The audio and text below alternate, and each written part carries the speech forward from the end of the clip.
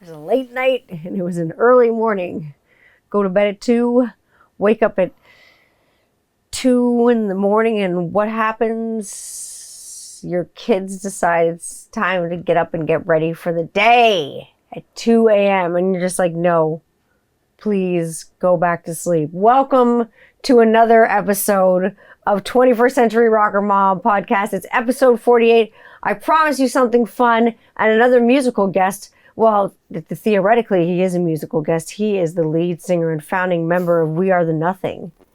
But more importantly, I know I'd make you laugh. More importantly, he is the writer, director, and producer of the Kittie film, or Kittie Origins and Evolutions, and many others. He's Emmy nominated. I can't say that about many people. You're an award-winning filmmaker. Made a ton of films that are on a ton of platforms that you can go see right now. Of course, we're going to get to the juicy Kittie stuff a little later on, but he's also my life partner, wonderful dad, creator, video game master, and... I am very uncomfortable with compliments. Oh, well, it's happening. And I'm on the show all the time. They know this. But this is in a different capacity. I'm having you on as my guest, put my questions to the test. So you're like interviewing me. Yeah, I'm like Lumiere. I'm like the fucking I'm on your candle. interview couch. I'm on, yeah, now you're on my interview couch, bitch. I was safe on your interview couch. I was safe. There was people there. You didn't harass me. You made someone else pin a microphone on me. Yeah, I did. You made a lady pin a microphone on me. There's all kinds of people around. I just wanted to give you a hug. You're not safe on my show. I'm just kidding. You're safe. I'm just kidding. You're kidding. I'm kidding. This is a safe space. I love you. You don't do this in your other interviews. No. I know what happens in your shows. I know. You don't tease them like this. I don't harass. I don't sleep with everybody that that comes on my show. I certainly hope not. That would Zoom sex. Woo! With the ladies. Speaking of ladies, I mean you filmed with a bunch of us ladies. Yeah. For the Kittie documentary, you did that, and then all of a sudden you decided to like go crazy and take it one step further and do the Kittie live concert documentary, which came out and was released as well.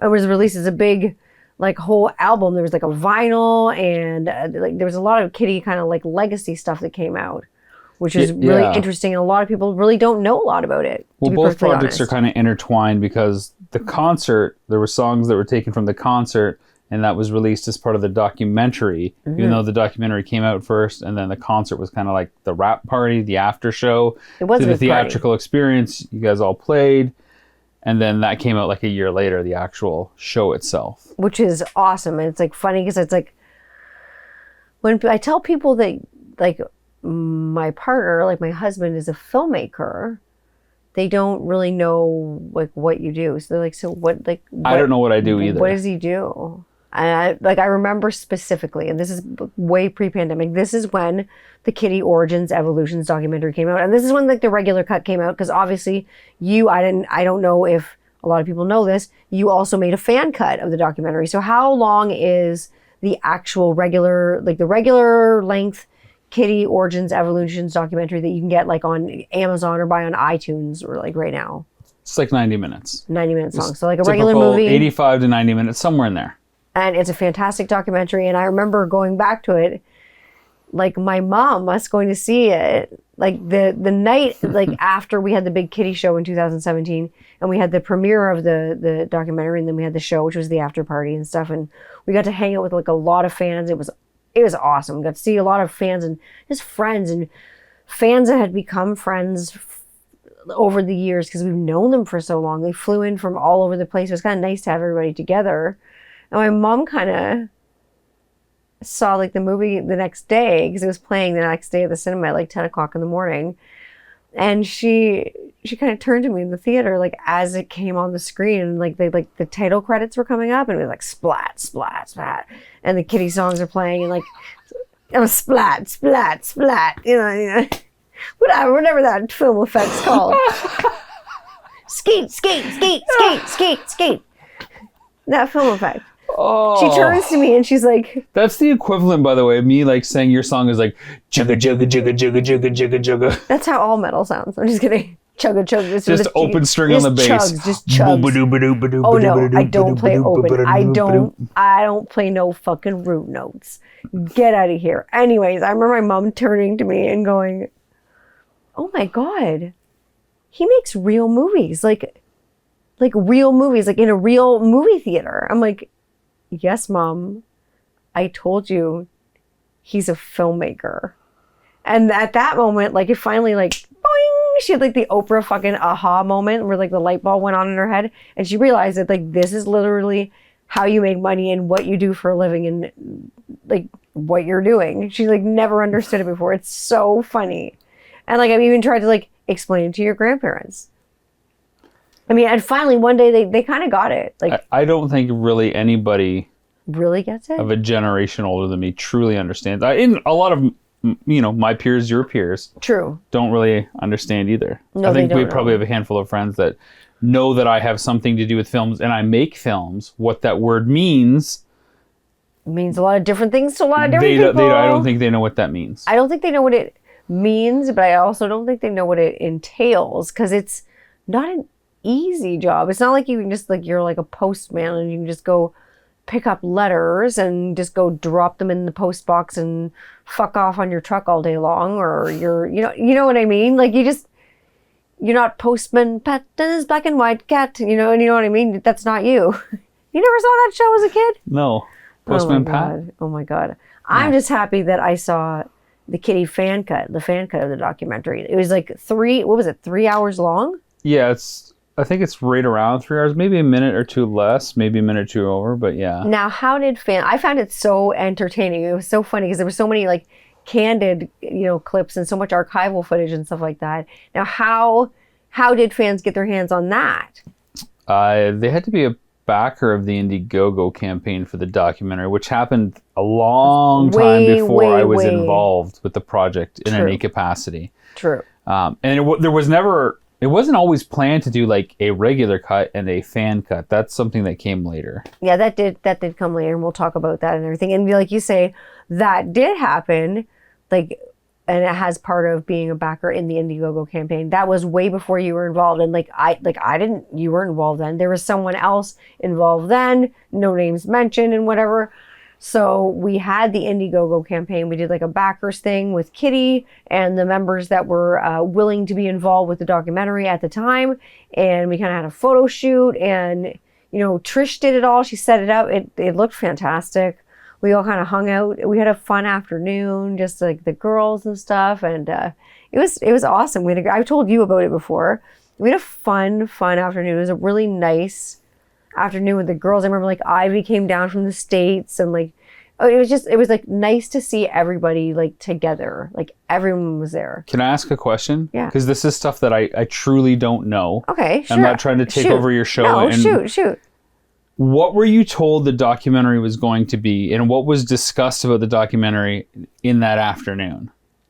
Like really not much. It was more like it was kind of like, okay, but was it like, hey, we're gonna do a documentary about the band? It was. And that was like it. It was pretty much. It was like, hey, we're just gonna tell our story, and we're all just kind of like, cool. Because the thing about like Kittie, like family, and the people that are in Kittie and like surround Kittie, when we get together, it's like we're always like too busy just being jackasses and just like having fun and hosing each other and having a good time, and like we kind of lose track of all time and all space, and just they're like, we're gonna do a movie. We're like, cool, let's do it. Like it sounded fun, and it sounded like let's tell our story. It's been a long time. Do you know like why that moment was the time to tell the story?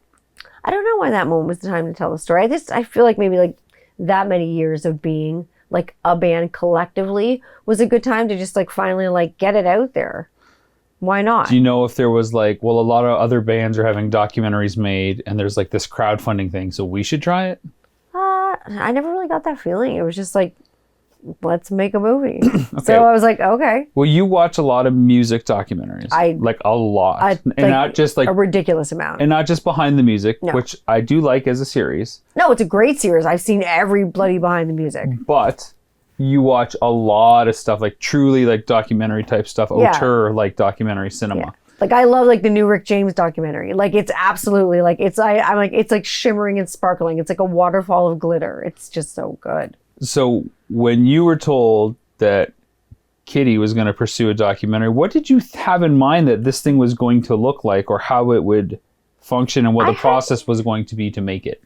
I had no idea how it was going to be made, because like I never made a movie before. I'd made movies like in like grade 12 in videography class, and I remember like I liked the photography side of things, and I didn't want to sit in the editing suite because we had this thing called like the video toaster, and like you had to piece like parts of tape together. I'm like how the fuck are we gonna do this? I'm like, okay, so we're gonna do this, but I actually don't know how like we're gonna like do this. So they're like, we're gonna make a movie. I'm just like, cool. Like, yes, I'm excited. I get nervous anytime I have an idea where it's like, okay, I want to do this thing, and I'm just gonna hire someone to do it. Well, I was just like excited, like I was so excited, and I'm like, and then we'd let the fans know, and I'm just like, what if this person doesn't like deliver, and then what if the movie's effed up, and then what if we piss off the fans, and what if we disappoint the fans? Because if there's anything to be said like about Kittie fans, like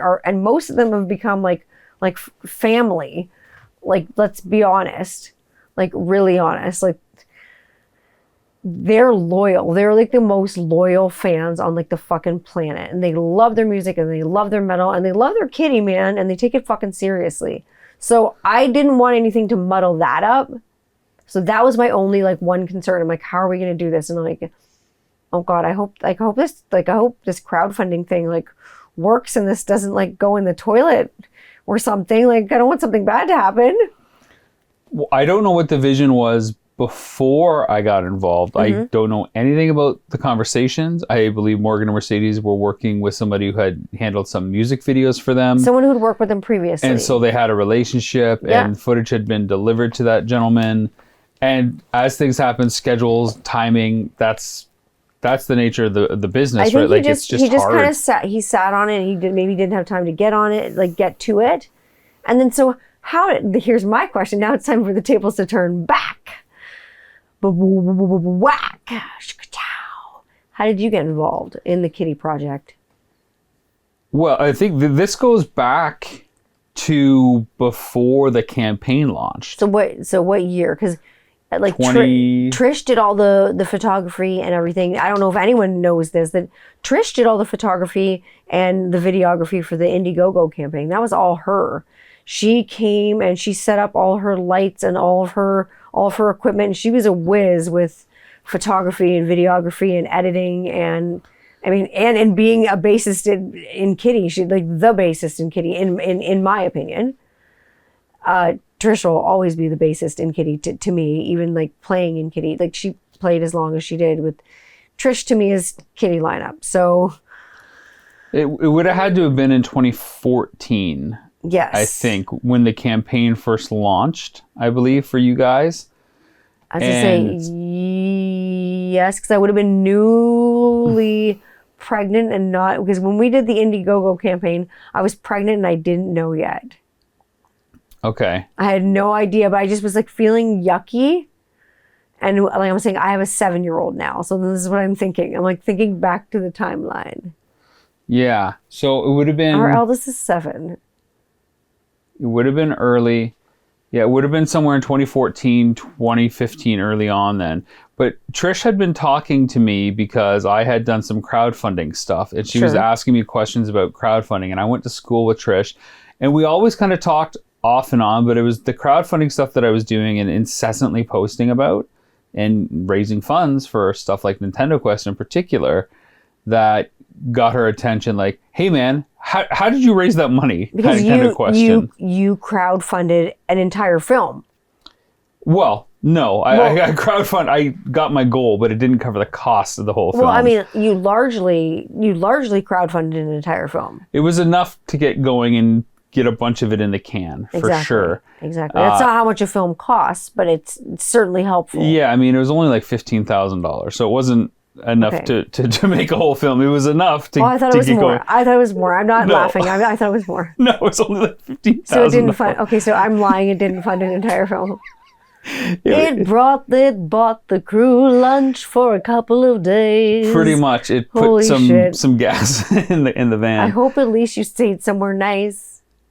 No. Anyways, so Trish and I were talking about that, and we had gone to school together, different programs. So, it was just kind of, we started talking in like more and more and more. Sure. And she said, yeah, we're doing a crowdfunding campaign. I think we're going to do Indiegogo instead of Kickstarter. And I kind of gave her some pros and cons about which platforms. And I said, because of me, I said, do you have a director in mind yet? Like who's going to make this for you? She said, oh yeah, we've got somebody lined up. And I said right away, I said, well, let me know if that doesn't work out, because that sounds like a dream project. Because like for you, like you make documentaries, like that's your thing. Like if there is a film genre that you are synonymous with, it is documentary filmmaking. You're good at storytelling. It's just, you've made so many documentary films and documentary type films and series, and you just happen to be really good at it. I was making documentary films before I realized what documentary films were, and before I realized I wanted to make documentary films. My first English films, because my first 3 films were in French and parodies of Evil Dead, which I called L'amour malsain. That's awesome. Those were narratives, of course, because they're parodies. But the first English stuff that I remember doing, like, and taking it seriously was documentary stuff. And then I would do, like, in the year 2000, I would do pickup videos where we would talk about what we're trying to get, like, at the house. Then we'd go drive to the place and wait for the thing to come. Did the game arrive yet? Is it there? Walk around Westmount Mall. So that's really ahead of its time for, like, of course, what I see like YouTubers and like creators and stuff do now, or like on TikTok, for instance, on these different platforms. So you were kind of doing that. It's exactly Action Figure Adventure Nintendo Quest, but 21 years ago. Let's go Nothing to changed. the mall. Today, but you challenged your best friend not to go to the mall today. Yeah. To find video games through other modalities. Yeah. So I mean, there's Nintendo Quest. I mean, you've done television shows as well, and they're playing on all kinds of places right now. If you watch Jinx Sports TV, Jinx Esports TV Canada. Yes. Through Super Channel, and there's some stuff on Jinx Esports TV, I think, globally as well. There's stuff on Amazon. You can catch yourself on the iTunes, obviously, namely. You're bold though with documentaries. You did a documentary called Missing Mom. And when I met you, I was like, okay, so like I can't wait to see where this goes. I saw the trailer and I was just like, okay. So what the fuck? It's like the trailer starts with like, this is my mom, and on this night she disappeared without a trace, and all I saw was the trailer. And like I'd met you obviously through making the documentary, but then like this was after I met you after a long time, and we both had no significant others, and I started pursuing you. I saw this trailer because, let's just set the record straight, I was like Pepe Le Pew. I was just like chasing you. Yes.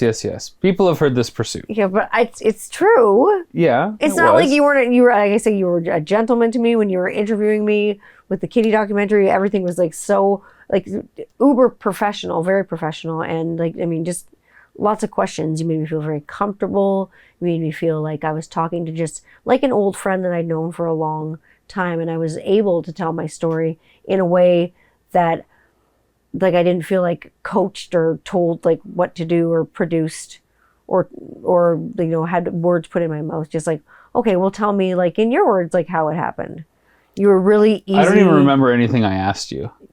Why? I don't remember a single thing I asked you. I mean, I'm sure it's like, when did you first meet Morgan and Mercedes? Well, like probably like a lot of the basic general stuff. What was that kind of stuff? Like, and what was it like in high school? What was it like auditioning for the band? What did you think about that opportunity? Like the cursory, like how did this begin? Yes, stuff. But I mean, we got into some like really tough topics. Not all of it like ended up in the Origins and Evolutions documentary. A lot of it ended up not even the fan cut. Though. There's tons left. Yeah.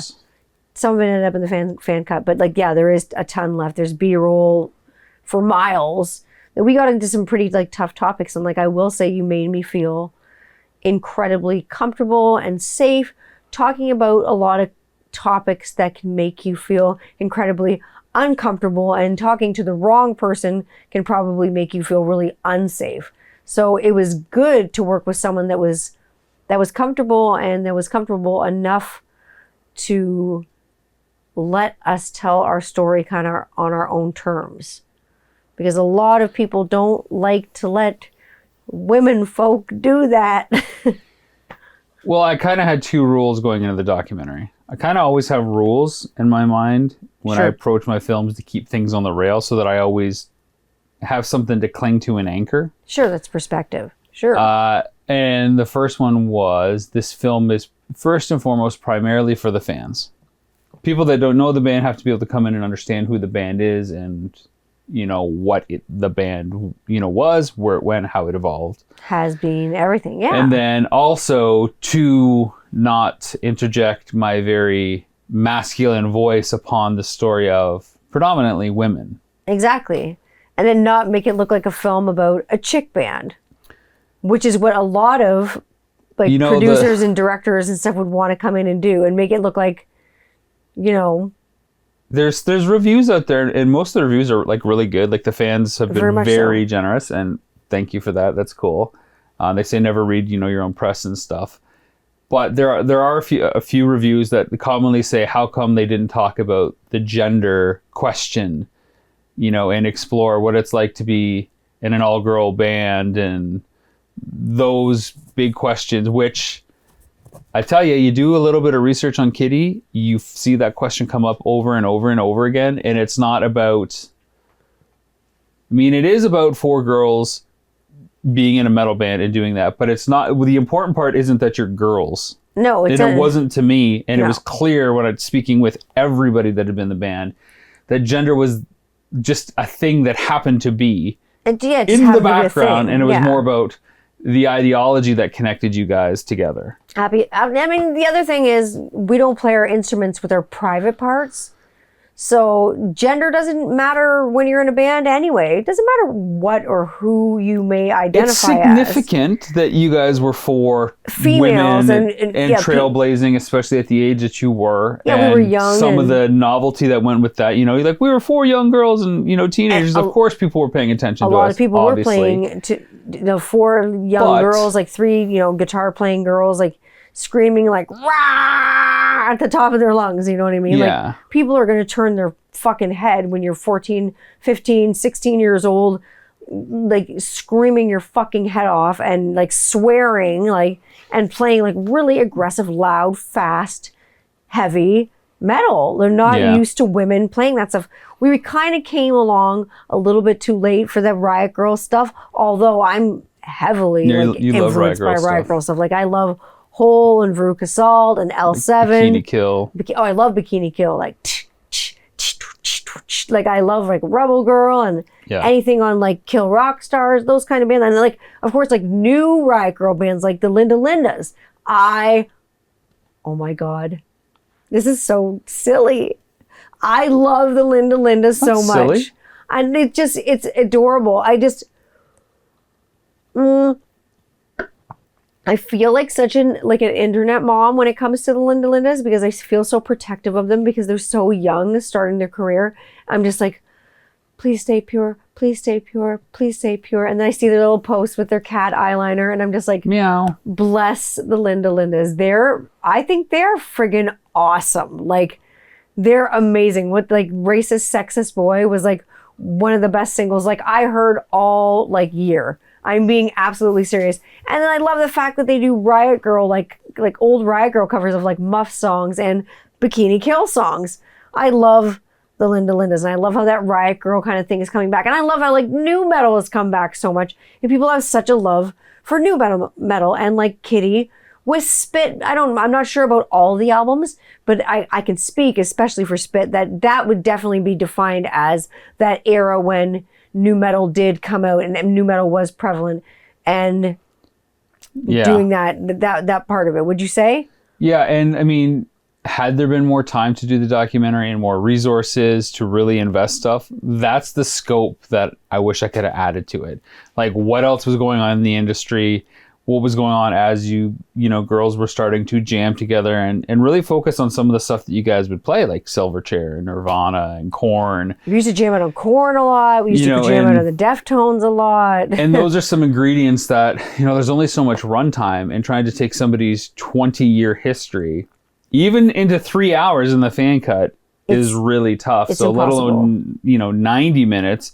Like the first cut that I did, I cut everything long first, and then I figure out where it can be trimmed and what's redundant and what's not necessary. And there's always, things that you want in there, but you can't. Did the girls ever tell you the story about meeting Korn? Nope. What? Oh, shit. I'm going to have to get their asses back on the show because, seriously. The girls met Korn. I missed the boat on this one, which sucked. They all got to go to Toronto. This is the original lineup I'm talking about. And they all got to go to Toronto. I don't know why I couldn't go. Maybe I had been to like a lot of concerts or something that year. My mom was just like, that's it. You're not going to Toronto this weekend. You're not going. You've been to way too many concerts this year. You're not going. Or maybe I'd like played like a lot of shows and it was time to cool my jets. Okay. A little bit. Okay. So they went and had a meet and greet when they did at record stores with Korn, and they met Korn. I can't believe they never told you that story. No, I'm going to bug their ass and get them on here, and they met Korn. When I was doing the first cut, because I'm going to forget if I don't say, I think by the time I got to the end of Spit, it was like already an hour and a half. Oh my God. So there's... Movie over. Flip somewhere over, on my hard drives, one. There's a documentary just on the beginning of the band up to the end of, up to Spit coming out. Oh my God. Which... has a ton of footage that hasn't been seen yet, obviously. That would be fun. So. Oh my gosh. Just put that out there. Release it. You should just put that out there. Release the McCallum cut. Release the McAloo madness that is Kittie. Like release the nitty gritty Kittie. Like we want to see it all. Let's bear it all. Again, the whole thing was for the fans, right? So exactly. It's very fan driven. So if you're a fan of Kittie, the documentary is made for you. It is made for you, but I got to find out, I want to find out, your why. Why did you want to make a rock doc? Not like the Kittie doc with all the girls from Kittie. Why did you want to make a rock doc? Well, I love music. Absolutely. This I can absolutely attest to. You're definitely an audiophile. I love music. I love, pop culture. I love video games. I love, movies and toys and all that stuff. So you do what you love. Mm-hmm. So I had done video games at that point, and here was an opportunity to do something in the realm of music. So it's like, okay, check that box. Also, it was in your hometown. But so this is where it gets even deeper. It's not like it could just be, I was living in Vegas at the time. Yes. It could have been some local Vegas band, or it could have been a band from like Florida or something. LA or something. But then it was like a band from London. Okay. Check. And then a band from London that was like essentially my age. Check. A band from London that's my age that like grew up like around 5 minutes away from where I grew up. Check. A band in London that grew up 5 minutes away from the corner that knew a bunch of people that I knew. Check. A band in London that grew up 5 minutes away that knew people that I knew that made music that I liked. Check. So that's when you're and then the Trish connection, of course. Yeah, and Trish was the glue, and she connected kind of everything, I would say. Yeah, she came back to me about a year after we had spoken and said, so would you still be interested in directing the Kittie doc and making that happen? What'd you say? I said, what? I said, what do you mean, am I still interested? She goes, well... The girls are trying to figure out what's going on with it, and the guy that, we've been working with, and we're just not sure that much has happened. We don't know why yet, but we have these backers who are waiting for this thing to come out. They're patient. They're cool. We want to make sure that this comes out. Yeah, we don't want to disappoint them. Exactly what I said. It's like we want to make sure it's a great film, and we don't disappoint. Dun, dun, dun, the most important people, the fans. So, you do what you do in almost every creative industry. You say yes first and then figure it out later. You were like, hell yes. It's like, yeah, I'm totally interested. This is awesome. Rock doc, dreams come true. Yeah. And, rock and roll dreams come true. She said, okay, cool. I think we talked once or twice, just Trish and I. Probably like Zoom talk. Skype. I think we Skyped it up. And then she's like, okay, cool. I'm going to arrange like a talk with you, Morgan, and Mercedes. I said, okay, cool. Okay. And then we had a few calls over Skype, I think.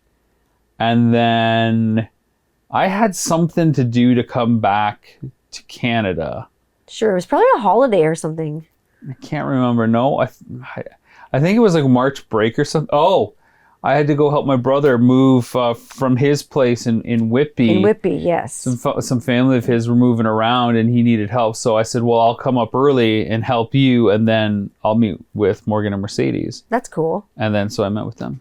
And I think that's when, like, we had kind of decided on the phone that this was going to happen, but I think we all wanted to meet to make sure that we were on the same page. Sometimes you have to, like, meet in person to make sure, like, all your personalities, like, and I probably jive. shouldn't have ever met them, because that probably put, like, cast doubt in their eyes about why are we getting this guy? They thought you were like this, like, because when they met you, like, you didn't have a beard. Like, you were, like, pretty shorn, like, down, like, you had short hair, and they thought, like, you were, like, a Jesus lover. Well, I had, like, a button-down shirt. Yeah. I wanted to make sure I dressed up a little bit so that even if I look stupid and, like, too preppy, at least they know that I wanted to put effort in, that this was serious. What's up, preppy? Yeah. They thought you were a fucking Bible salesman. Like, seriously. So the perfect person to tell the Kittie story. What better of a person, a nice, pure Catholic boy, to tell the story of Kittie. Hellfire and Damnation, told by Rob McCallum. I'm just kidding. It's so funny, but, like, I think it's great. Like living in Las Vegas and then landing this gig and having to come back to Canada, like coming back to your hometown to kind of research and work with a hometown band who kind of grew up here and got a lot of notoriety, a lot of hate, but a lot of notoriety here in your hometown. That was kind of like the nail in the coffin for me too, in a good way, because, like, I had made Nintendo Quest, in which I had to come back to London to basically shoot and then go back to Vegas and edit. And then I made Missing Mom, which had me come back to London and shoot and then go back to Vegas and edit. And then Kittie was happening, so I had to come back to London. Why not come back to London? Yeah. But it's like all these projects just keep pulling me back to this area, and even Power of Grayskull will come back to Canada. And it was close to London. Like, I mean, you got pulled all over the place, kind of like with the Kittie documentary and interviews. Where did you kind of sort of go to do interviews when it came to traveling with the Kittie documentary? Because this is all pre-COVID, obviously, so you just travel freely. Most of it was in London, but then there was some shooting in Atlanta and Los Angeles as well. Some interviews. Okay. So who was your other than me? Don't ask me this question. I know what you're going to ask. You haven't said it. Okay. Like, who did you have the most fun with when you were shooting interviews? Who did you have which Kittie member did you have the most fun with when you were shooting? Jen, 100%. Jen Arroyo? Oh yeah, totally. Wait, tell me, I can totally picture you having the most fun with her, because, like, honestly, this is when I, like, ate meat. I went to go get a ham while I was pregnant with our second. Actually, at the Kittie reunion concert, I went to go get a hamburger with Jen Arroyo, and we had a fucking blast. Yeah. So I can imagine that interviewing Jen Arroyo was probably, like, the time of your life. Well, look, by the time I got to interview Jen, I had interviewed most of you guys. Mm-hmm. So that was a huge part of it, knowing your story from so many different perspectives and iterations and eras. Relieved a lot of pressure from it. And Jen is just good people. Absolutely. 100%. I don't know how to describe Jen or Jen City, as she's known on the interwebs. Absolutely. Jen City is, like, good people, like, really down to earth, good people. And she flew to Atlanta to meet me, because I was in Atlanta doing like a science and technology, like, convention. Yeah, you were like molecular, like Jurassic Park type, like spectrometry, cool futuristic stuff. And I had just finished that, and Morgan and I talked, and it's like an hour flight from New York to Atlanta. I'm like, why don't you see if Jen can come to Atlanta? Come down to hot versus land, having baby. me go all the way to New York and then back to Vegas, and she was totally down with it. And I remember talking, and she got in town. I'm like, do you want to do the interview and just get it over with, like, tonight, and set up, and we could just set it up in a hotel room, and then and then just go chill out. She's like, Sure. why don't we just go out first tonight, and that way we can chill and rest and sleep in, and then shoot it like, late morning, early afternoon. I don't have to catch my flight until like 6 or 7 o'clock, I think. I'm like, okay. Okay, cool. So we, she got freshened up, and I needed to chill after that convention thing anyway. So I'm like, okay, so I got freshened up, and we just went out and had dinner and just started talking. And Jen's good people, but Jen is whip smart. No shit. Jen is so smart. She's quick. She's quick like a bunny with that one. Like she's quick. She's grease lightning, man. She's real slick and real quick. And so I can see like sizing me up, asking me like really interesting questions in really interesting ways. And I'm just playing it cool. Mm-hmm. And, I'm doing my thing. I'm trying to get to know her too, without it being about like the interview and Kittie and all that just stuff. Feeling out the situation without like interviewing her. Yeah. It was cool though. And I think that was the right way to do it. So she was totally right, just to go what like chill. What did you guys eat? I think it was like burger and fries type stuff. See, exactly. Like burger and fries. She probably got hers lettuce wrapped, I would probably say. I don't know. I think maybe she had actually like a spinach wrap or something like that. I don't know. She was always getting her burgers lettuce wrapped with me. And I would have had a chicken sandwich or something like that. And then we had like pints and drinks and stuff like that. And it was only like 2 blocks away from the hotel we were staying at, some Marriott or something, right? And then just chilled out. I don't even think we had breakfast at the same time in the morning. I think I like got up super early because I was used to getting up early for the convention, and walked like a Waffle House or something like that. Or like sometimes there's those hotels where they have the waffle maker that you can just make your own waffle in your hotel. I don't remember, but I remember it being like a totally fun night, like just lots of laughs. And she's a hoot. Like honestly, Jen is a hoot of a person, and no matter what capacity you're getting together with her, and like she is sober October, she is sober as a judge. She is one of the most fun people. She is the drunkest person at the party. Then we were having drinks though. Oh, I know, but even like now they're like sober. Like she's still the drunkest person at the party, and she's dead sober. She's the same way. She's just fun, full of laughs, full of life. Really vibrant, like really like one of those people just sparkly, you know what I mean? She's fun. She was awesome, and it was really cool to see her at the premiere of the film, and it was really cool to see her at the concert and see her jam with Kittie. And she was the first person that I looked to, because she everybody I think had a little bit of hesitancy about what this was going to be, and it didn't hit them until after the interview with me, where there was that little bit of holdback, like, I can't believe I just said what I said. And that's on tape. Well, I've already said it now. I've signed the release form, and it's in the universe. So I remember there was a little bit of hesitancy with that, and Jen never said anything. She never said please be kind or anything like that. She didn't. No, she didn't regret saying anything. I remember. I think I told her like, "Don't worry, you're in good hands," And so when the film premiered, she's the first person that I went to talk to. I said, "See, I told you." And she goes, "You did a good job. You did a good job. You kept it true." Exactly. So you told our story on the terms that we kind of like, we just wanted to keep it real. You know what I mean? We just wanted to tell it like it is. She has so many funny lines though in the film, and so many I had to like cut, like in just funny stories. Jen's just naturally a ham. Like she's just a comedy fucking center. Like she needs her own stand-up special on HBO. Jen, like she's just badass though. If she had a TikTok, she would just fucking crush it, just going on there every day. She probably does have a TikTok. Being herself. I'm going to look at her. I'm going to look at her fucking TikTok. She's on my #1 hit list for TikTok now. Okay, yeah, we're looking on TikTok. Because I love her social media stuff to begin with. Yeah, her social media stuff is so uplifting, and it's so positive. I think she's at Gen City or just Jen Arroyo. I follow her on 21st Century Rocker Mom. You follow her on your socials. Yeah, of course. Jen's fun. Like, you had the most fun. Like, so who did you have to travel the furthest to interview? Well, it would have been Jen to Atlanta. Would have been Jen? Because London's probably further than Atlanta from Vegas. Yeah. So it was really just Atlanta, and then LA was only a 3-hour drive from Vegas. So that's not too bad. And you got Paul there. Enrica Gargano there to do the interview. And that's fun. Like, they're fun people too. Like, Paul is the person who originally wrote Kittie's biography for Metal Edge magazine. Yeah. And so Enrica, his wife, she works for TKO Productions, and she's lovely.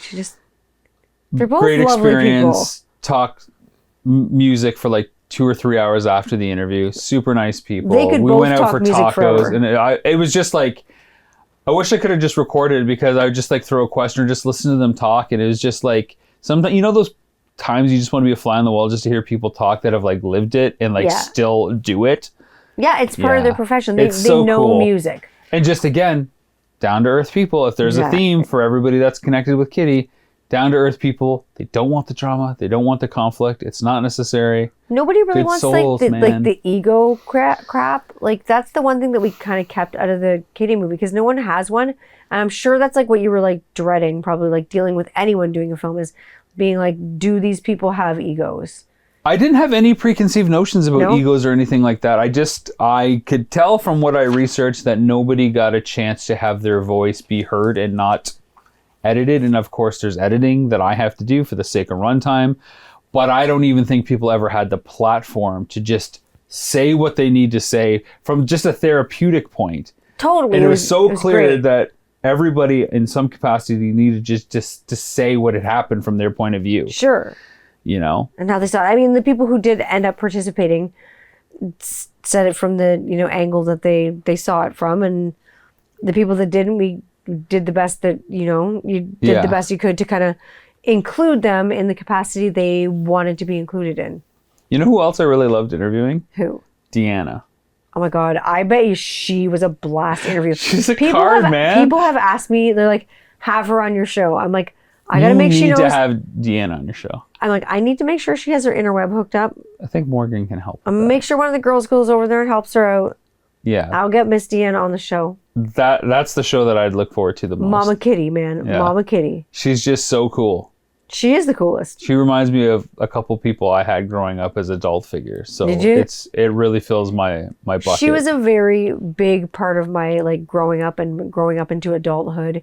And she was and still is very cool and still a big part of my life. So yeah. She's real cool. Deanna is a great lady. So why did you like interviewing her so much? She's just a card. Like, she doesn't hold back. She's earned the right to just speak her mind. You can tell that she doesn't need to censor herself. Whereas, you know, some women feel like they have to censor themselves and they're not allowed to talk a certain way because it wouldn't be like ladylike. And that's not because, you know, she said anything crass. She just shoots from the hip and straight as an arrow. Yep. And here's how it happened. It's our story. You can't say it's wrong, regardless of how it makes you feel. And it's just like, man, like total respect points, right? Absolutely. She's, again, a woman who has lived, and just to sit there and talk and listen to her is just like a cool experience. I remember one experience she told me about dancing at a Janis Joplin concert. Like, that was an experience she had. She was actually at a Janis Joplin concert watching her sing. And there's like archival footage somewhere of her on the internet dancing at a Janis Joplin concert. I'm like, ladies and gentlemen, this is some of my best friend's mom. This is awesome. Yeah. So she was awesome. Morgan and Mercedes' mom has got it going on. She's freaking awesome. So Deanna, if you're listening, you better get on this show. Well, we'll have to make that a clip so that she can see it. You can tag her on, I'll tag her on Facebook or she doesn't have any. I don't know if she has any socials. I'll send it to her like on her cell phone or something. There, yeah, just text it up. I'll like sing it to her for like a birthday or something. It'll be funny. Oh my God. So Deanna was obviously funny. What did Deanna have to say about me? She said, well, it's in the film. She says, you're a pirate. What does that mean? It means that you've got a very filthy lexicon at times that is void of the inherent censorship that most of us have in, you know, public places, where a lot of us won't scream and swear and add lots of colorful adjectives that may make people uncomfortable. You do that. So she said, even like when I was a kid, we'd go places and I used to I'd swear a lot. Yeah. The swears would just come out. That girl's a pirate is how she introduced you. So yo, everybody in the film kind of gets a little bit of an introduction where other people get to comment on who they are. And of course I had to use that line for you. Drink up me hearties, yo ho. Yo ho, a pirate's life for me. Seriously, it's true. I agree. Like, I can't help it. Like, when I can help it. And that made me think of the Elton John song too, right? Tiny Dancer, because you got a pirate smile. I do have a pirate smile. soon to get goldier. I'm just kidding. I would totally get a gold front. If I needed a crown anywhere, I'd get them gold fronts, baby. It's not only like, for me, it's not like a status symbol. It's Polish. Polish people get gold teeth. Gold is the best thing to get in there. You need a crown on that tooth? You get it gold. If you need a root canal, you get it pulled. That's my professional opinion. But I'm not here to give medical advice. I am here to talk to you about this film. Honestly, look, you asked me who my favorite was. I have favorite memories from every single person that I interviewed. Like there was some funny moments from everybody. What were your favorite memories? I want to ask this. What were your favorite memories from Tara? Tara is Tara is so many things, and she's such a multi-talented musician. Like I think Tara has another limb that is a guitar. Like she was just born with it growing on her. Well, it's funny you say that because she was describing her work ethic, we're practicing and playing, and I connected with that, but we connected over where our cottages are growing up. So we were both in the Bruce Peninsula, and we had a talk about where our cottages are and different things in Tobermory. So that was like, oh, okay, I get it. Now we spoke the same language. It's like, okay, that melts the ice, and now we can just talk about it. And I had a Zelda hoodie on. She liked Legend of Zelda as well, talking about different songs. So you love the Ninja Turtles. Tara loves the Ninja Turtles. Yeah, she talked about she had seen Nintendo Quest or saw the trailer for it or something, and she was like, "Oh, that looks so cool." And I definitely saw it. But yeah, so again, like everybody, there was just different things to connect with. Cool. I think that's fun. And then after, obviously, like, you got all the footage, you spoke to everyone that you spoke to. I'm sure there were other people that you wanted to speak to. You know what I mean? They're the dream people that you wanted to speak to. Like, people that used to do, like, for instance, like PR for us and stuff like that. Like Sage, for instance. Yeah. I know everybody would want to talk. Like, maybe I will bring her on the show and talk to Sage and there was honestly a huge list, but then there's like the time and money side. Okay, like, well, we can keep interviewing people, and then we were going to try to maybe do like a loop or run of interviewing like musicians, like people that could comment about the band and the people in the band that have toured and played with them. That we work with, sure. And it's just, there's only so much time and money, and this stuff takes forever. And it's not just the making of it, it's like the releasing side of it. So like even when the film is done and cut and like locked, then it has to be, sold to get out there and like broadcast and put on discs. And then it also has to be turned into like a film, so in a capacity that you can use it and put it into a movie theater so you can see it. So you have to pay to actually have it made into this big fancy weird box looking thing that they give you when you go to the theater. Like, we have made your film, and then they hand you like the Ark of the Covenant and like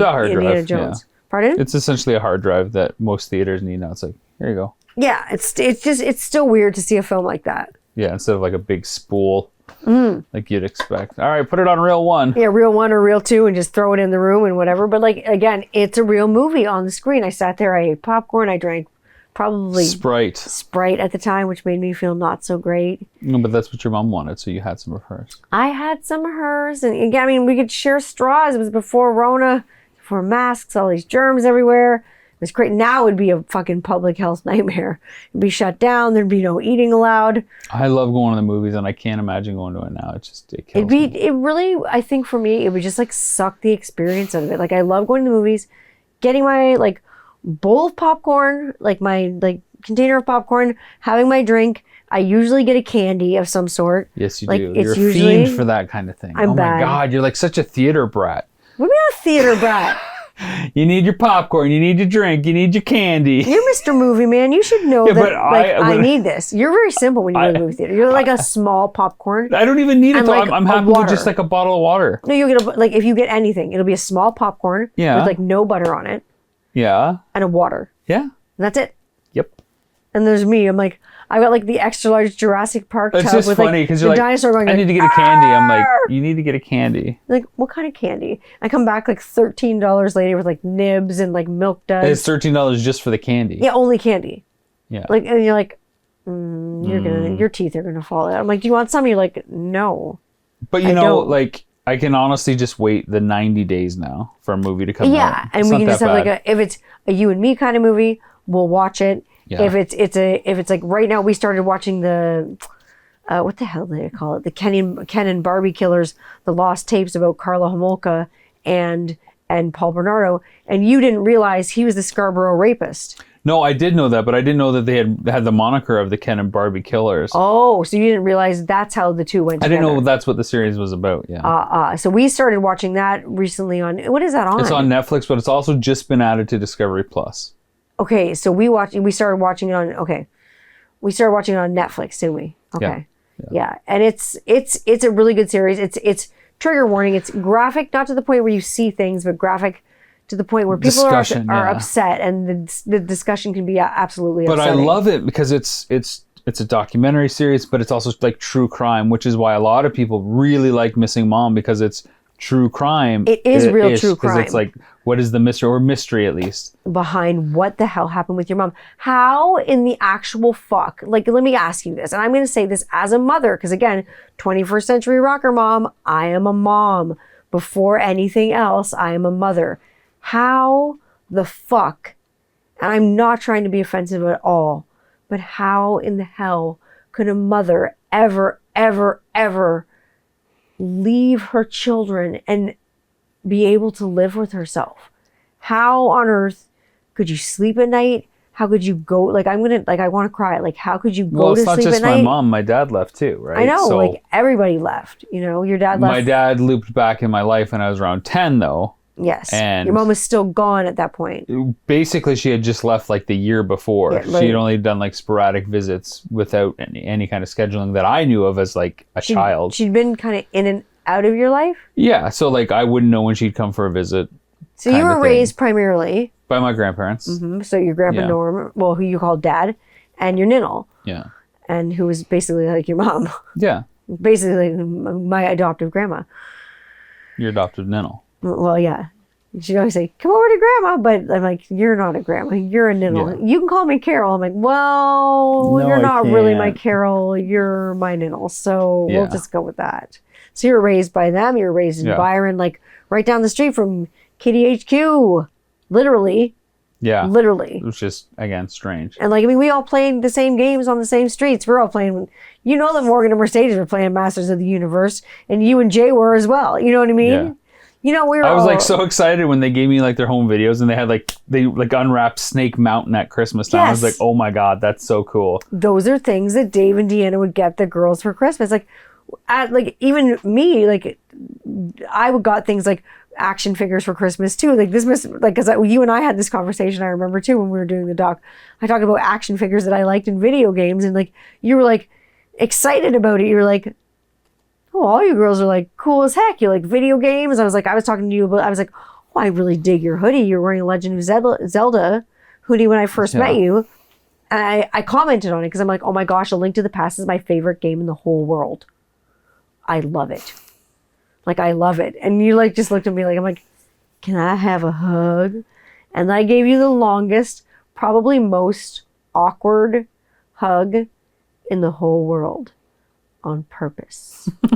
Because I thought you were so cute. Okay, listen to me. You don't treat your other guests like this. Come on. But I'm telling you the truth. I'm being transparent.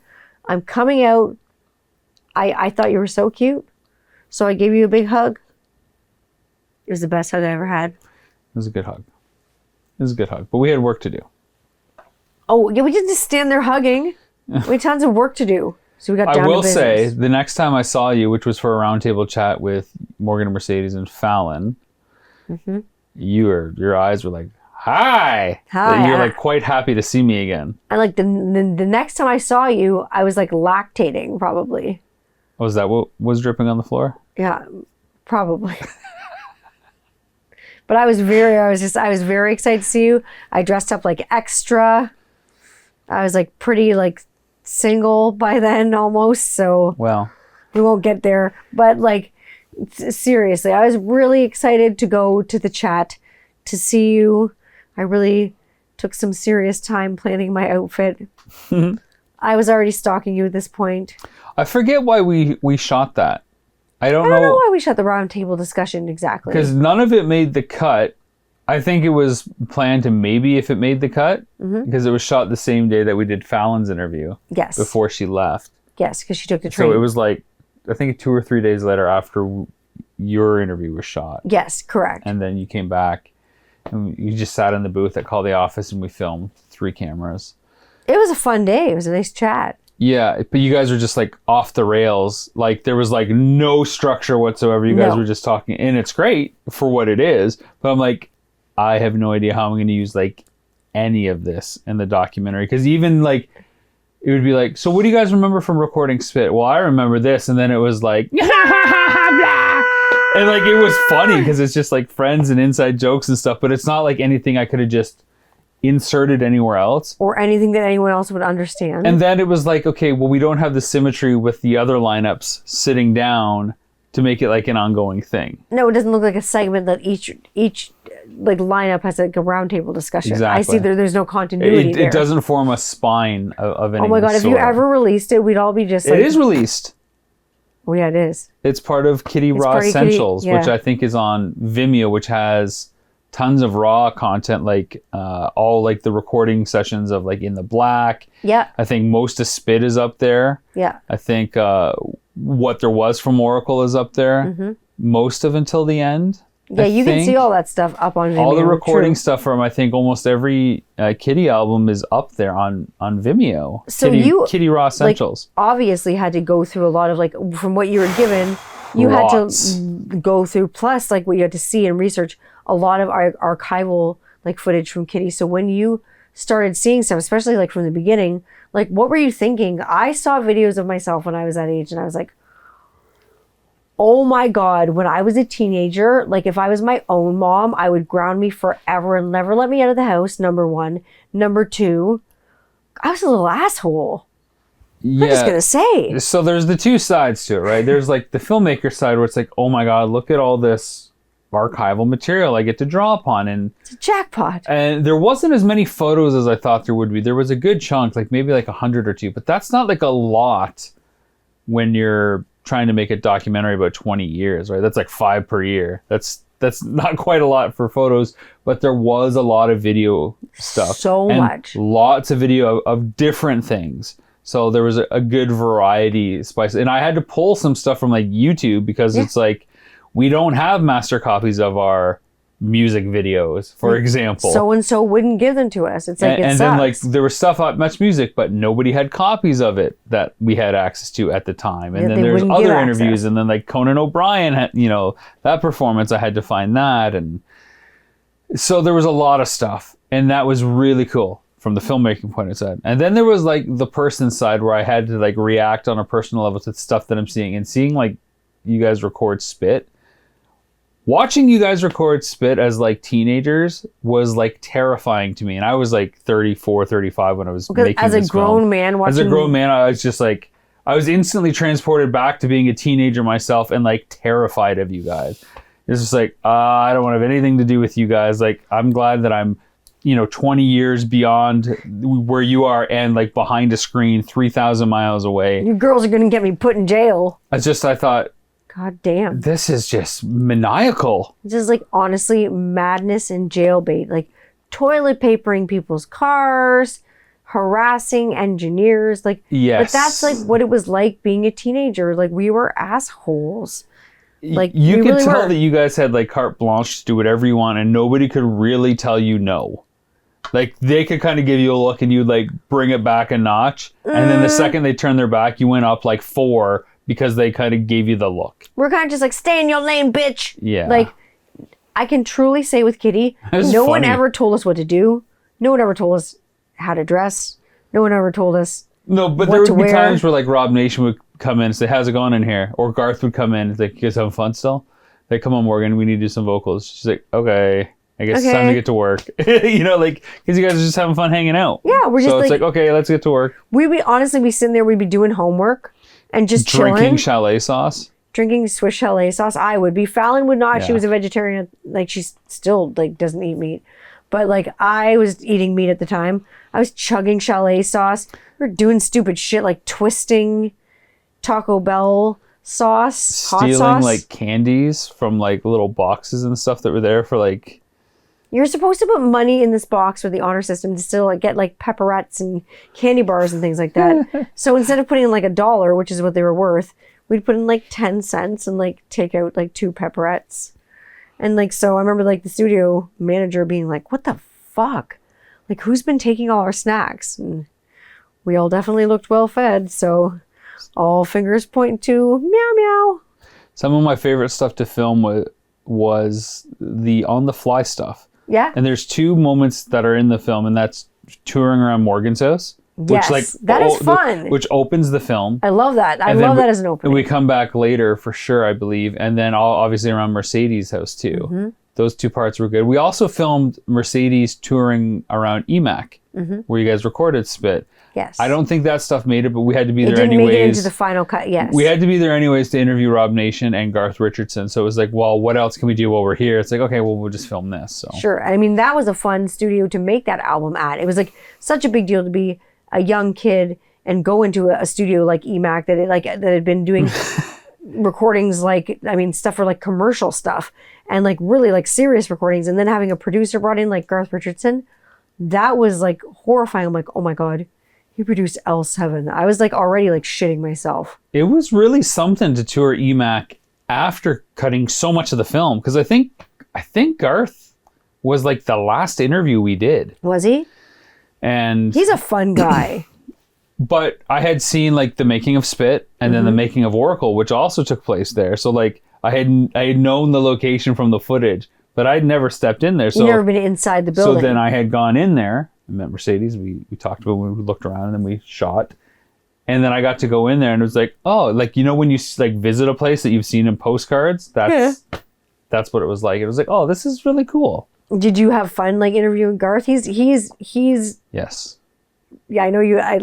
He's also like produced bands other than Kittie that you really like as well. Yeah. Well, I mean, we shot the interview because I was there to talk about Kittie, and then when we were breaking down, I'm like, Garth, can I ask you a couple questions, like just off the record, you know, Sure. not to do with this? He's like, yeah, sure. He's like, let me guess, you want to know about like Rage Against the Machine or Nope. like I think it was like Chili Peppers or something like Nope. that. And I said, no. He goes, what do you want to know about? I said, Biffy Clyro. He goes, wow. Now you've earned my respect. I'm like, and I never forgot that. I'm like, but I love Biffy Clyro. They haven't really broken in North America, but they are huge internationally. I don't know how they still haven't broken in North America. That is one band that's totally fucking underrated. They close like the Reading Festival like every year. I mean, pre-COVID, with like hundreds of thousands of people. They're just an amazing headlining act, and I got to see them in Vegas for like with 400 people. Yeah, that's pretty intimate. Like that's pretty wicked. cool. Like it's pretty cool. Yeah. I mean, like, you like music. You've always liked Love music. Like you've played, like I say, like you played. We've talked before. You played on stage with Green Day. You've seen so many concerts. You are like the world's biggest like Megadeth and like Metallica fan. You love those bands. Yeah. Like you're like Mega Rob. Like I've peeped your CD collection. I've seen it. I've ridden the lightning all the way into your CD collection. I know what's see in what she there. did there, folks? Oh, if you That's don't know the that countdown. reference. That's the countdown to Tanda's extinction. How fucking metal are you? Like seriously, how metal are you? What did I say tonight about like? Did you say you wanted your revenge? Does anyone know that album by that band? Kiss. If you like Kiss, like to me, Kiss is metal. Like what kind of metal did you grow up on? Because I know that a lot of people can be really gatekeepy about their metal, and they can be pissy about what their metal is, and they can be. Yeah, I'm not into labels so much. Like this is hard rock. No, No, this but is what kind metal. of Or no, bands- this is doom metal. So No. What bands did you listen to? That's more important. That's an to me. easier way for me to talk about it. So Me too. Guns N' Roses, Metallica, Def Leppard, Motley Crue, Kiss, Poison. Those were like the staples for sure. Absolutely. Sabbath. Sabbath and Ozzy. Oh my God, that was a huge. If there was like a year and a half where it was just like Sabbath and Ozzy and Neil Young. That was your year? I don't know why, it was just like the mix of those two, It's a like good nonstop. balance. So you got like you had Nonstop. to, But it sounds polar opposite. But then there's so many tracks that Ozzy does, like a lot of his ballads, like seamlessly going to Neil Young, and a lot of stuff like "Rockin' in the Free World" is like really hard. It's and- really hard to like no different than stuff you hear on like Paranoid. Exactly. And it's the same kind of like narrative line that goes through Yeah. the song. Like Sure. it's like still like it's a gritty, talking about a gritty thing, and a lot of the times Neil Young's talking about like really pretty and like serene things, but then sometimes Ozzy's talking about really serene things too, which is amazing. Yeah. Like to see Ozzy Osbourne do something like that. But like growing up with that music, and then like Kittie's a totally different kind of metal, right? Like, so being exposed to new metal, you didn't have a ton of like schooling in new metal. I mean, I didn't when I joined Kittie. I only learned about Korn and the Deftones, and then like later on, like Slipknot, because they didn't come around. Slipknot wasn't around when we first started. Cold Chamber, Tour Satana, bands like that. I loved these bands. Jack Off Jill, like kind of bands that were in the new metal scene, and also bands that we played with. I got to know new metal like through that way. That was my indoctrination into new metal. I loved it because I got to hear bands all the time. But we toured with like Cannibal Corpse and fun bands like Today Is the Day, and like really hard headbanger fucking bands. Like for a bunch of little girls, as you call it. Yeah. As I call it. And I don't know why I missed that whole scene, because I was never I had friends that I jammed with that were into Korn and Deftones, and I didn't have anything against it. I just wasn't like into it because I was like into like Green Day and Blink-182 and like pop punk and Bad Religion and Propaganda and NoFX and stuff. NoFX for sure, like all that stuff. So like I went like metal to punk almost, and like commercial punk. And that's like funny because I went metal to punk eventually too, because like after I was not in Kittie anymore, I was in a pop punk band. Like we were like a bubblegum power pop like girl band, punk band. Like literally I marketed us like specifically for that reason, to be all out in pink and cutesy and wootsy and fruitsy and tootsy. We're adorable. I just like the speed of it, right? So like that's why I like bands like Metallica and Megadeth, and like Rust in Peace, you know, is like one of the best like great album. Speed metal albums. Again, not to be about labels, but I just love the way that album is written and recorded. Yeah, like there's something about albums that come out between like 88 and 92 that just have such a full production sound. Like they got a big sound. When you hear like the Black Album, Metallica, or Kiss Revenge, or Countdown to Extinction, or even like Super Unknown by Soundgarden, or like Nevermind by Nirvana, those or Pearl Jam 10. Gigantic albums. Are big like sounds that just like fill you up from the boots. And you're just like, yes! Like, I feel like jacked when I listen to that music. It's like full-on production, which is so different than stuff like Justice for All and like Kill 'Em All and Ride the Lightning, which are good sounding albums, sure, but it's not like this new production sound that just happened where it was like glistening and sparkly and full, and like somebody actually like struck the recording with a piece of metal to make it more metal. They made it more metal. And I don't know what it is, but it just... You can hear like the reverb. Yeah, it slaps. It slaps. It's a total slapper. It screams. It does scream. I said it fucking screams. I fucking love music that screams. So, ripping screamer. I haven't been able to scream in a while. Thank you, puffers and asthma. God damn you. So I'm not done with music docs though. I want to do more. I was like, what would another music doc you'd be interested in doing be? Well, I mean, watching like Get Back, the Beatles doc, which I know you've talked about on your show, it's just like, so I love Process so much. And my favorite part about making the Kittie doc was seeing the recording stuff. But most bands have their material written before you get into the studio. Yes. So I would love to be with bands as they're writing it and jamming stuff out, which you got to see at the end of the Kittie doc. Yes. Morgan and Mercedes jamming on a couple tunes. I think we just called it Untitled 1 and Untitled 2 for the sake of having to credit it. Sure. But like I love the whole creative process and seeing something come together. It's a lot of work because you have to film a lot of stuff. True, but it's so interesting to see that creative process and to be a fly on the wall and just to be an observer and to kind of just passively sit back as all this kind of magic comes together.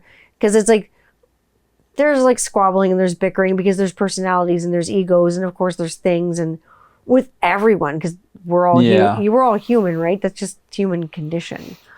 But then all of a sudden there's this sweet spot where everything starts kind of happening and you're like, oh, there it is. Yeah, that stuff's awesome. And you can see some of that on Some Kind of Monster, on the Metallica documentary too, which became so much more than about recording the album.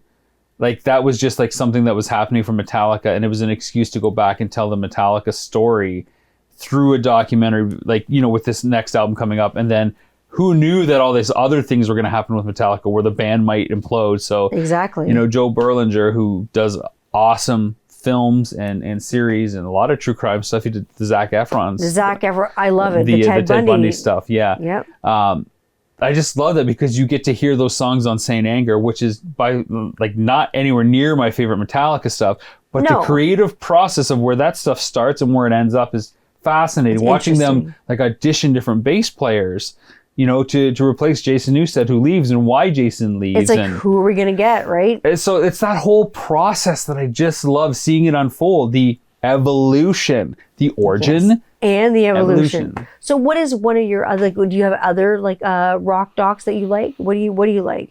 I love the cheesy Kiss ones. I really do. There's so many, and they're just like, they're very like MTV and showy and flashy, like mid 80s and stuff like that. They're just very fun. I like the extended cuts of the behind the music. I'm trying to think, what are some of the other ones that you and I have watched that has just been great?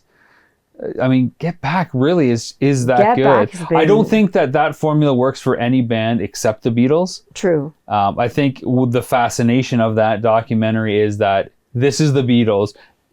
They are like the best musicians of all time, and now you get to hang out with them for 9 hours.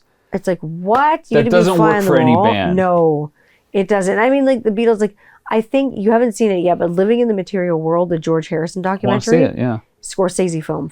Like, absolutely. Oh, Gimme Shelter was a great doc. Gimme Shelter was a great doc. And Don't Look Back was a great doc. Yep. With Bob Dylan. Bob Dylan was a great, yeah, it was. Like, there's so many good documentaries. There's Aussie docs that are awesome too. Dolly Parton, Skinner, like recently, like. Oh, that Skinner one is so good. You watched that Skinner documentary with me. Like, If I Leave Here Tomorrow, it's mostly focused on Ronnie Van Zant. I don't know how much y'all know about Leonard Skinner. They're definitely one of my favorite bands. I have this huge draw towards Southern rock. I don't know why. I just love it. I wasn't raised on it too much. I'm surprised there hasn't been a good Green Day doc. I mean, there's the story of East Bay Punk, which is like 2.5 hours, which is awesome. It's a fantastic film. If you want all the nitty-gritty possible details of the East Bay punk scene, which of course covers Green Day, but there's no like Green Day documentary. No, not specifically on Green Day. I'd like to see that. I bet you'd like to do that. If you're listening. Probably would like to do the Green Day documentary. Green Day, if you're listening. I don't even know how I would shape that. I know what I would do for like a Megadeth documentary, and I would call it like 99 Ways to Die. I would call it This Is My Prescription. Yeah, or Foreclosure of a Dream. I totally respect Megadeth as a band. I think they're super talented. You're not a fan of Dave Mustaine's voice. Like Dave Mustaine's voice goes right through me. But I also like Dexter Holland from Offspring, who also has a very oscillating and piercing voice. Another fucking voice. Yeah. That I can't stand, and it's not my choice. It's what I model my vocals after for my band. For We Are the Nothing. Because I did, obviously, listen to this. Oh, here this comes. I did. You've been building up this whole episode to this. From the intro, you've been waiting to put this out there. Here we go. Screw you, hippie. You're a musician. A lot of people don't know that either. Rob has a band. Had a band, a project. I don't have a band. A project they called We Are the Nothing. Yes. And he recorded an album himself. And he played it for me. EP, there's 6 songs. I mean, I recorded like 22. But on the EP, how many there's 6. Ended up on the EP? There's 6. And I got my good friend Mike Lang to do the main vocals on it. And it's interesting. You heard the other stuff that didn't make the EP. Yes. The very the rough cuts, man. Out there stuff. I heard the out here, I remember listening to it and I was like, were you going through a difficult part in your life at that point? Because we were just starting to date then. So the only thing I took away from that. I didn't want to offend you at all. You heard the one song and jumped. You're like, oh, you didn't expect that. I was like, slit their wrists? I was like, what is this? I was like, oh my God, slit their wrists. It was just, it's amazing. It's amazing. I was like, I understand you may have been in a bad place when you wrote this song. And but you're like, how many songs did you write? I'm like, 22. You're like, you wrote 22 songs and recorded them all. I'm like, I guess. I was like, that's something to do. I'm like, but I've never done that, right? I've never been in a band. The only time I've been in a band, we played one show and the band would break up. Oh. I played one live show in my whole life as part of a band. Oh. And it was like when I was like 15. So I never got to be in a band ever. So, not but cool. you know me, if I want to do something, I just kind of figure out a way to do it. And I Sure. wanted to write music, and I was living in Oakville by myself. Just, okay, well, I got some time after, doing the film stuff. I'm going to just write some stuff. Figure it out. I mean, and it worked, like, right? It worked. You did it, and I don't know that it works, No, but it exists. it exists. It's in there and out there. It's all over the place. Like, so, Do you remember the name of the album? no. Of course. Well, why would you? The Darker Days Have Come. And it's like a black and white shot of like a beach with a storm approaching. Because of course it is.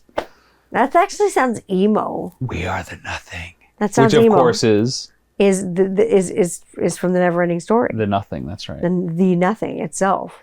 And people But that you know... like the name. You admitted that I to did, me. because I saw your shirt, right? And I was like, oh, the nothing. I love the Neverending Story. And you're like, oh, you do? I'm like, oh, we should get married and have babies.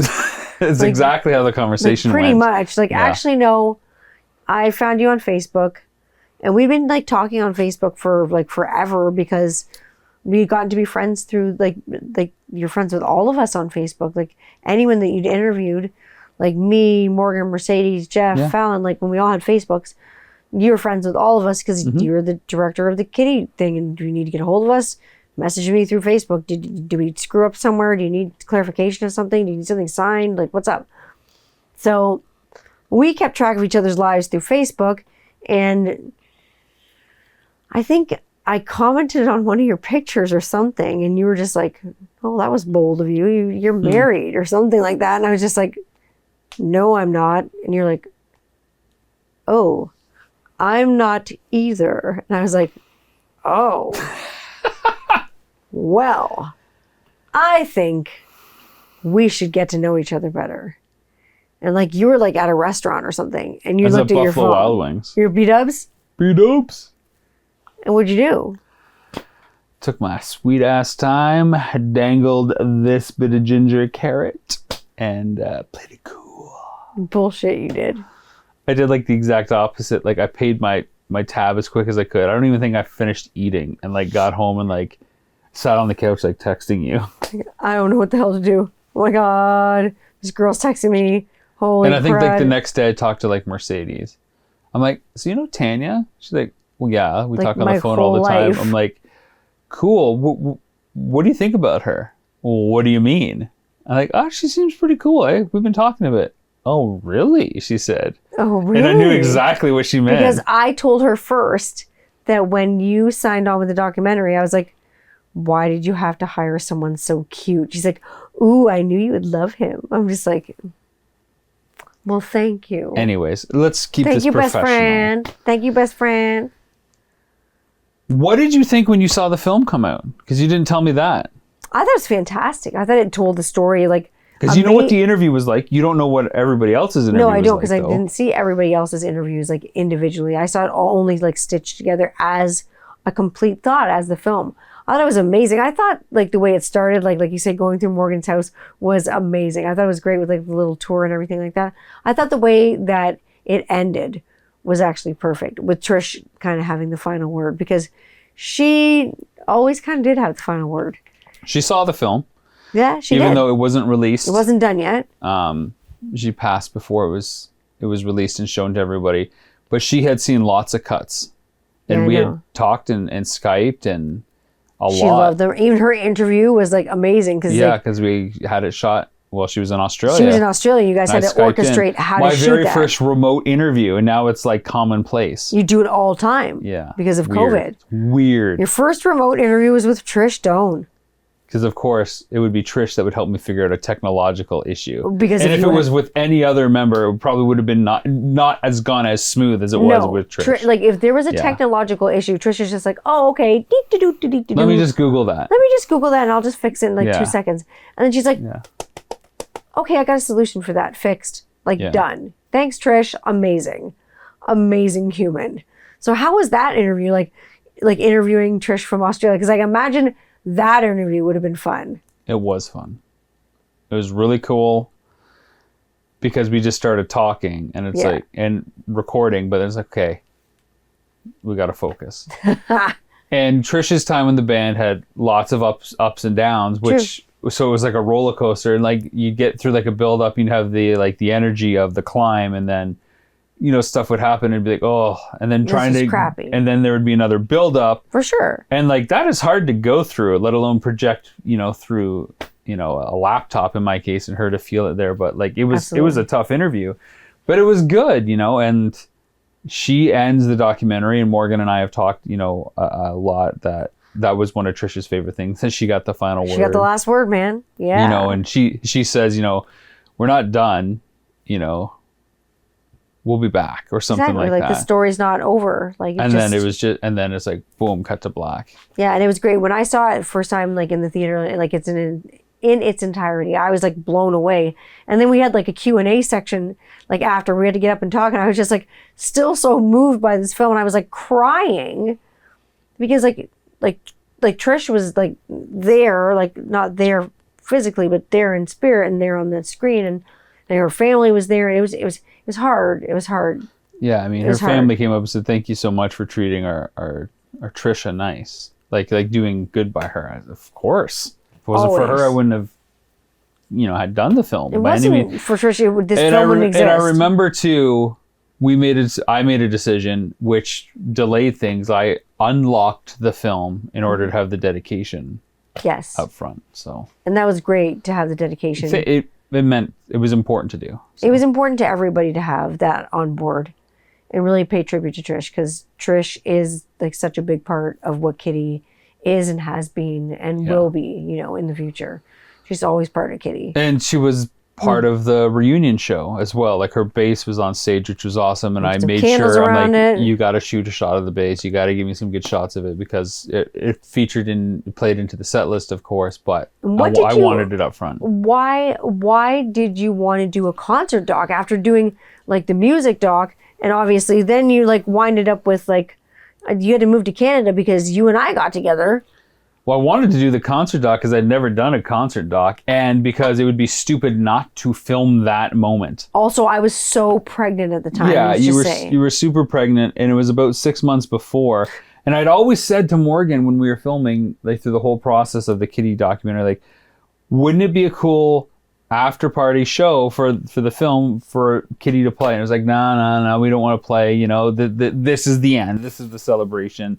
The film is the end. Tuck it away. Maybe not everybody will want to play. And I'm paraphrasing, of course. Sure, yeah. But then it actually became a reality. So I don't know if like the idea like just started growing in her mind. I mean, she put this lovely show together in different ways than I envisioned, which was awesome. Like her and Mercedes producing the whole thing made it happen. Everybody put together got on board. A great show. Like, and I just thought, well, if you guys are going to do it, we got to find a way to film it and then figure it out later. So at least it's captured. And then we recorded the one jam session you guys did. Yes. I recorded the photo shoots as well, all the behind the scenes stuff, like backstage.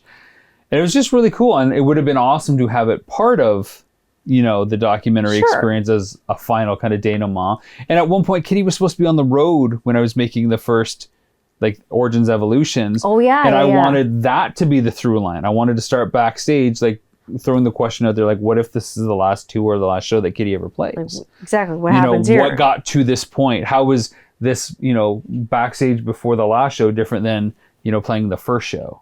Precisely, yeah. Like, how do those things change? All those big questions I wanted. So I definitely wanted to do a concert doc, but it was cool to like see you guys after everything that we had been through and I had documented and chronicled. Like that was the best part for me. Like it's one of my favorite concerts of all time. It was such and I was like working. But it was such a good night though, because there was so much like fan-friend interaction. There was so much good stuff going on backstage. Like, well, I'm glad you got to enjoy it, because I know you were filming all night. I was filming, but like it's like, okay, yeah, yay, the film is playing. It's like I want to make sure that this concert gets captured the best possible way. And there's a million things we didn't plan for, but we made it work. It actually turned out amazing. Like it turned out great. I love it. I love watching it. Obviously, I can't watch it when the kids are around because no children need to see me bite the crotch of a blow-up doll, even if it's a mini one. You guys all sound so awesome too on stage. Thank you. Oh, it rips. It's a face melter. It is a fucking face melter. That show is awesome, and I believe it's on Amazon. Vimeo, Apple TV, all the usual spots to check it out. Kittie Live at the London Music Hall. I'll probably make like a TikTok video about it or something like that. It's fun. Like I think the trailer for it's on my TikTok. Is on your TikTok? It's definitely on my YouTube. Where can people find you if they want to find you on the interwebs? You got lots of Kittie stuff going on your TikTok. Sometimes you have lots of Kittie stuff going on your socials and stuff like that. So if they want to stay tuned for a lot of different Kittie things, where can they see it? Well, robmczob.com is the website that is kind of like my online playground. But if you want to just hit me up on social, at Rob McZob on Twitter is always an easy way, or at Rob McCallum Films on Instagram as well. And if you want to know about Kittie, just reach out, because I'm always talking about whatever project's happening, but always love talking about my experience with that band. Yeah, and especially if you have questions about the documentary, anything like that. I mean, reach out through DMs, Rob. You're pretty responsive with your followers and things like that. You're pretty interactive with the people that you... Very much so, especially if you like kind of send something at me, at Rob McZob. Hey, what's up with this? What's up with this? Hey, like tweet at him, tweet at me, comment, do it. Interact, because you love to interact. I love to interact too. You know where you can get me every single week. You can find me at 21st Century Rocker Mom on Instagram. You can find me at the same handle on TikTok. All the kids want to talk. You can find me on TikTok there every week at 21st Century Rocker Mom. It's also at The Real Tanya Candler. I don't know how that stuff works on TikToks. I still don't know how to fucking use DMs. I apologize. Some people I'm finding on there, their DMs don't work. So you can also find me on Twitter. You can find me all over the place. You can find me here. You can find me wherever you get your podcasts. Where you get them from Apple, you get them from Google, we get them from Spotify, Deezer, Dozer, wherever you get them from, you can get them there. And you can get me on YouTube as well, Tanya Candler channel. You can get me there. You can find me here every week. I will be back with you next week for a special holiday edition of 21st Century Rocker Mom Pat. I will be back with you next week for another holiday edition of 21st Century Rocker Mom podcast, and you will never guess who will be coming down the chimney next week, because we got Santa Claus coming on the show. Santa Claus is coming to town with bells on. Hopefully, it is another bearded gentleman. However, it is not you. I see how it is. Well, thanks for having me and not making me squirm that much. You're welcome. I didn't want to objectify you. I don't like to do that. I love you. I love you. So I'll see you next week. It's Christmas time is here. Time for joy and cheer. But there's no wine or beer here in this fucking house. It's true, isn't it? It's true. Sober October around here. But I'm going to go have another one of these bublés. We will see you. I will see you next week. Until then, have a beautiful one as usual. Take care of each other. Be good to each other. I love you. Bye-bye.